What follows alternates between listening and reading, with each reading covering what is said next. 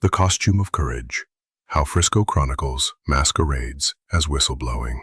Written by me, Cul-de-sac Curtis, of the Shepherd of the Hounds. A whistleblower, in the truest and most sophisticated sense, is a rare civic figure who steps into the public light with verified information that exposes wrongdoing so serious its concealment would harm the public interest. The act requires proof that can withstand the scrutiny of law, the discipline of journalism, and the test of proportion.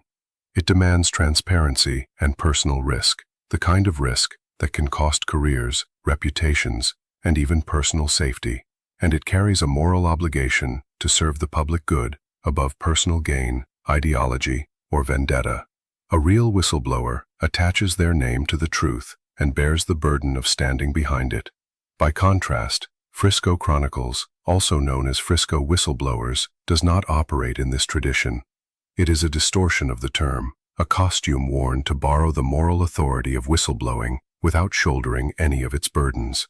It is not the work of an individual stepping forward with verifiable corruption at personal cost. It is the ongoing output of an anonymous network whose existence depends on a closed-loop grievance system. Within this system, grievances are recycled, dressed up in moralistic language, and amplified until suspicion begins to masquerade as fact. The aim is not to inform the public for its protection, but to maintain the group's own status and relevance through perpetual controversy. At its core, the group's behavior reflects ego maintenance through social comparison. The standing of the group, and by extension, its members, is not earned through their own constructive public contributions, but through the dismantling of others. Targets are chosen not because their exposure meets a public necessity threshold, but because diminishing them sustains the group's internal identity and gratifies its followers. The group's inflated sense of its civic role is matched only by its hypersensitivity to challenge. Any criticism is met not with transparency or evidence, but with deflection and further insinuation, as if their self-appointed moral high ground is too sacred to be examined.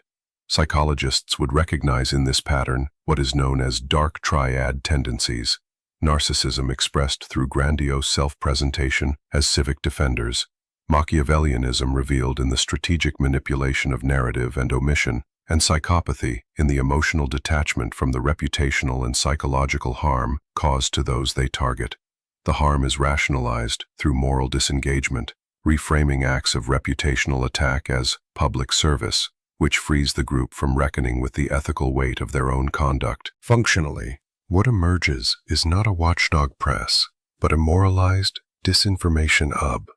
Here attention is managed rather than truth revealed. Information is curated not for completeness, but for effect, selectively omitting anything that might disrupt the preferred storyline. In doing so, the group converts its internal grievances into a public performance of outrage, always calibrated to attract attention, reinforce in-group loyalty, and solicit the dopamine hits of social media validation. The closed-loop nature of the grievance system ensures that no new evidence is ever truly needed. Rumor can be validated by its own repetition. Over time, this cycle radicalizes both the group and its audience. Facts become secondary to patterns of suspicion, and suspicion becomes a currency of belonging. In this ecosystem, the volume of the accusation begins to stand in for the quality of the proof, a dangerous inversion in any community that depends on trust to function.